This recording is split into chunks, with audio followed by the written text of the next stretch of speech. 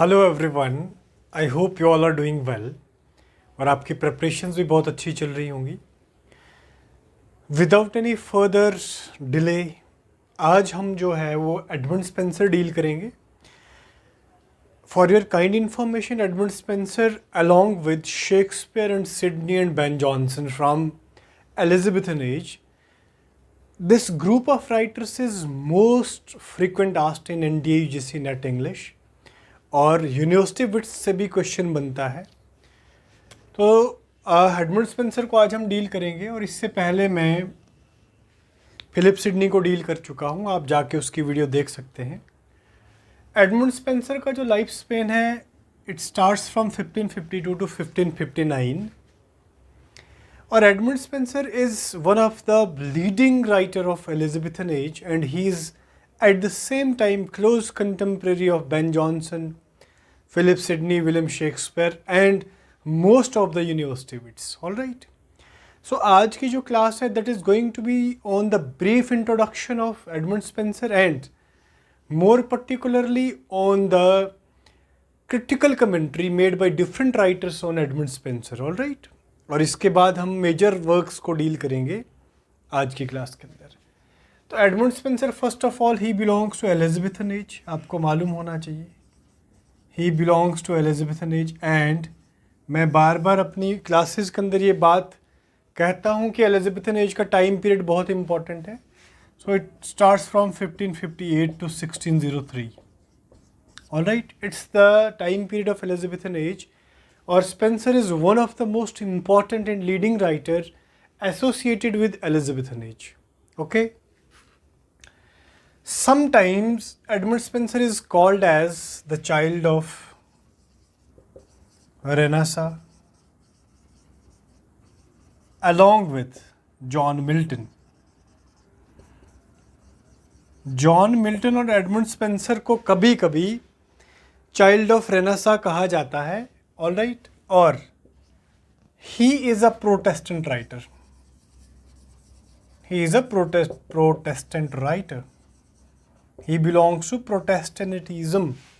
ये Protestant writer है, मतलब प्रोटेस्टेंटिज्म इसका रिलीजन था। ओके, तो ये क्रिटिकल कमेंट्री बहुत इंपॉर्टेंट है कि क्वेश्चन ये एग्जाम में बना हुआ है कि who is called as the child of renaissance.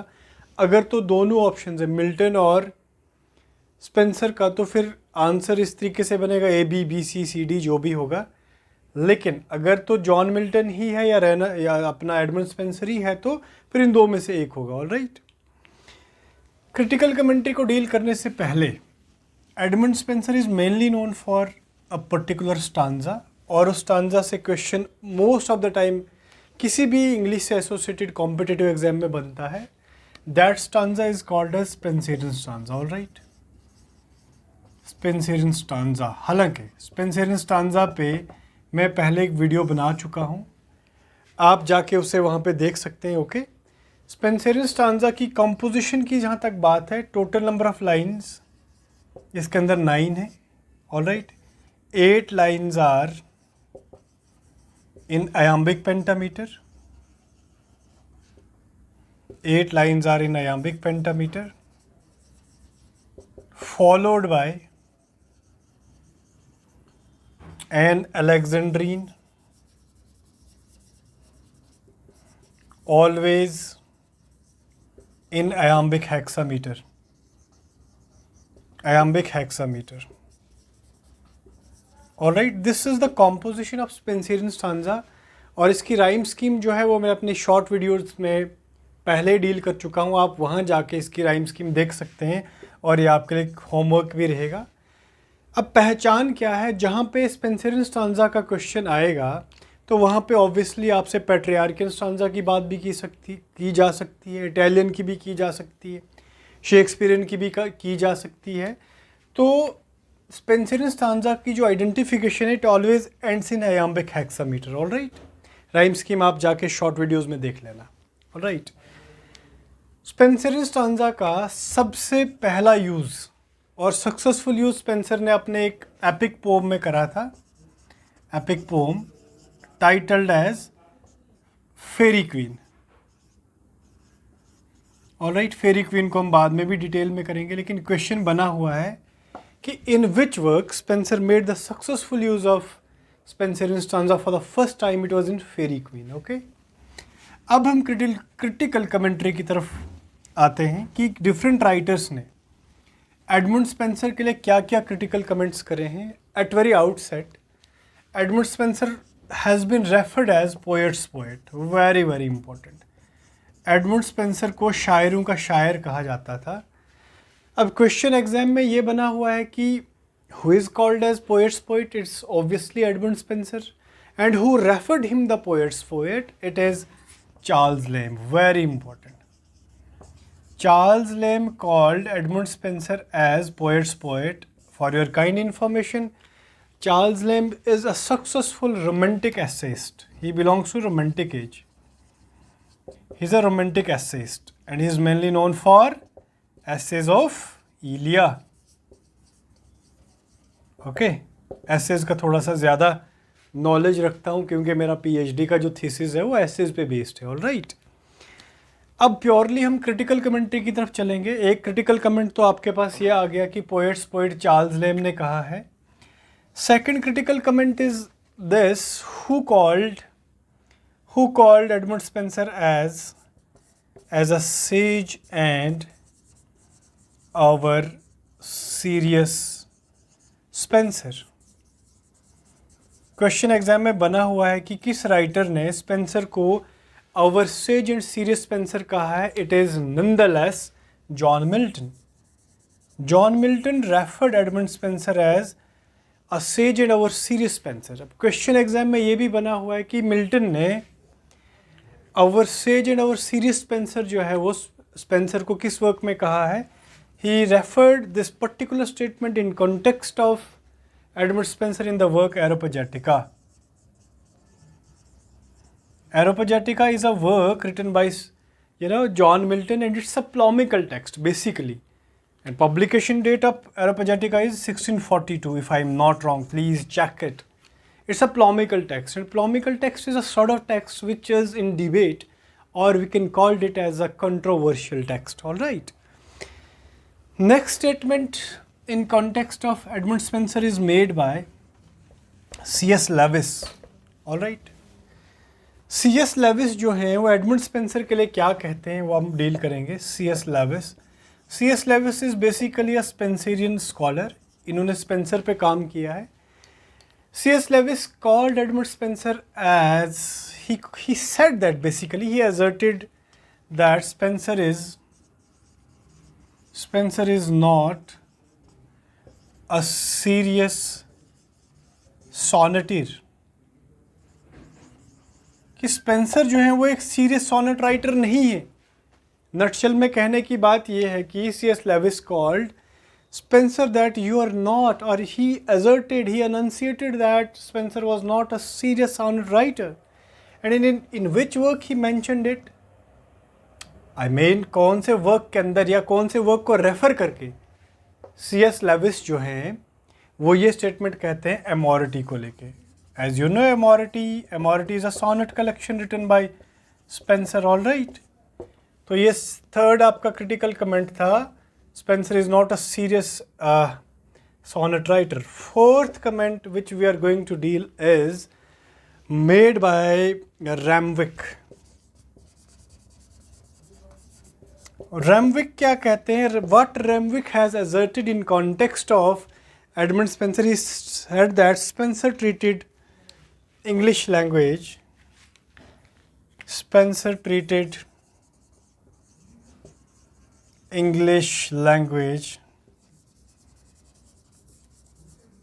as the language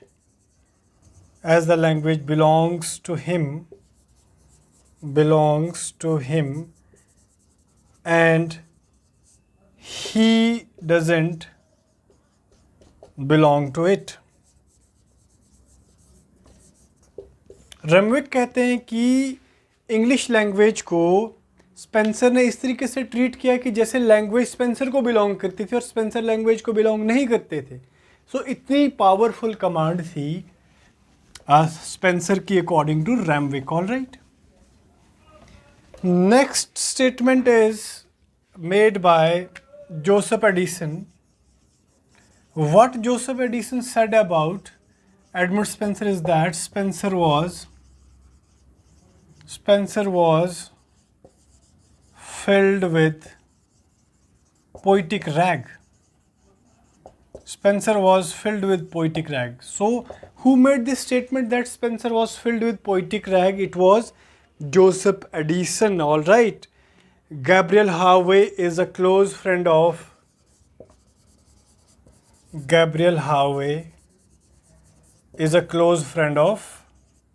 Spencer. Spencer के क्लोज फ्रेंड का नाम एग्जाम में पूछा गया. मुझे याद नहीं कि किस पर्टिकुलर कॉन्टेक्स्ट में पूछा था, but it was asked by NTUGC NET that who is the closest friend of Spenser. It is Gabriel Harvey, all right. और एडिसन क्या कहते हैं कि स्पेंसर जो थे he was filled with poetic rage. All right. Next is Legouis. एक writer हैं. He said that Ligius is one writer. What he enunciated about Spenser is that Ligius क्या कहते हैं? Ligius said that Spenser is a painter who doesn't made the use of brush. कि Spencer एक ऐसे painter हैं जिन्होंने brush का use नहीं करा है. This is a statement made by Legouis, all right. और Rickett, RICKET, Rickett is a writer और a critic you can say. He called basically Spenser as the child of Renaissance, all right. So question बन सकता है कि who called Spenser as the child of Renaissance. It was nonetheless, but Rickett called Spenser as the child of Renaissance. Okay. Next, दो बहुत important critical comments हैं और वो exam में बहुत बारी पूछे गए हैं और both the comments are made by Ben Jonson. Very, very important. Ben Jonson, as you know, he was the close contemporary of Edmund Spenser. Ben Jonson for the first time said that Spenser writ no language. एक तो ये statement exam में बनी हुई है. Second statement made by Ben Jonson is that Spencer died in want of bread. Very, very important. Spenser died in want of bread and Spenser writ no language. Both the statements are made by Ben Jonson, a close contemporary of Edmund Spenser. अब हम bibliography की बात करेंगे sequential order में. हालांकि कुछ couple of works के अलावा आपको स्पेंसर के किसी भी वर्क की पब्लिकेशन डेट याद रखने की ज़रूरत नहीं है. तो as far as the major works of Spenser are concerned, major works की लिस्ट में स्पेंसर के जो वर्क्स हैं, first is Shepherd's Calendar. Very very important. Shepherd's Calendar very important work. इस वर्क की पब्लिकेशन डेट बहुत बारी एग्जाम में पूछी गई है. Publication date of Shepherd's Calendar is 1579. All right. Next is the Faerie Queene. Very very important. And as you know Pheri queen was published twice. For the first time it was published in 1591 and for the second time it was published in 1596. तो ये दो works जो हैं जिनकी आपको publication date मालूम होनी चाहिए. Next is basically an anthology and the title of anthology written by Spenser is Complaints containing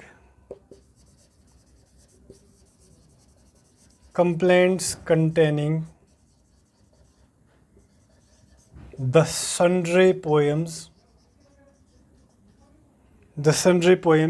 of the world.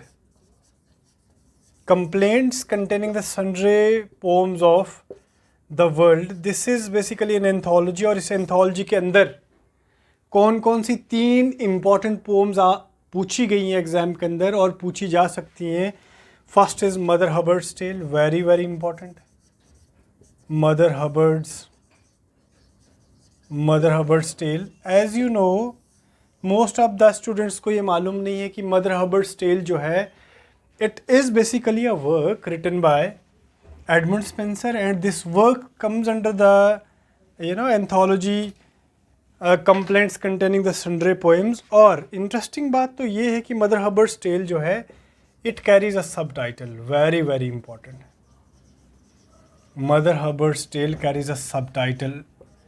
और सब टाइटल क्या है मदर हबर्ड्स टेल का, एग्जाम में पूछा जा सकता है। The subtitle is prosopopoia. Prosopopoia Prosopopeia is the subtitle of Mother Hubbard's Tale written by Spencer. Next जो आपकी दो पोम्स हैं जो complaints containing the sundry world poems के अंदर आती हैं, first is the vision of Bellay, the vision of Bellay and the vision of patriarch. Alright, ये तीन वर्क्स जो हैं आपके complaints containing the sundry world poems के अंदर आती हैं। नेक्स्ट वर्क जो क्रोनोलॉजिकल ऑर्डर में आता है that is Daphnaida, very very important Daphnaida. Okay, alright, Daphnaida की बात करते हैं हम। देखें भाई, डेफेंडिया जो है, Daphnaida and Astrophel, very very important. Astrophel तो हमें मालूम है कि it's an elegy and it's a pastoral elegy. Pastoral elegy और प्योर एलेजी की बात बाद में करेंगे। और Astrophel is a elegy written by an elegy written by Spenser on the death of Philip Sidney. ये भी आपको मालूम होना चाहिए।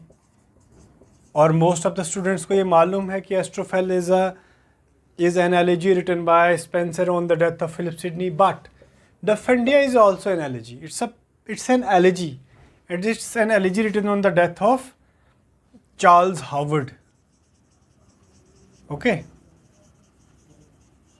Charles Howard is a writer जिनकी डेथ पे Douglas Howard, sorry, it's Douglas Howard.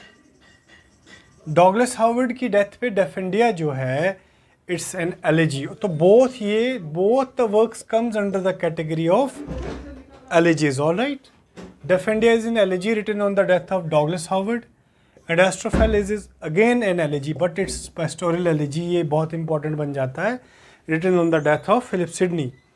Next is Amority, very very important. Amority is basically a sonnet collection. Okay, और Amority से क्वेश्चन बहुत बारी बना हुआ है।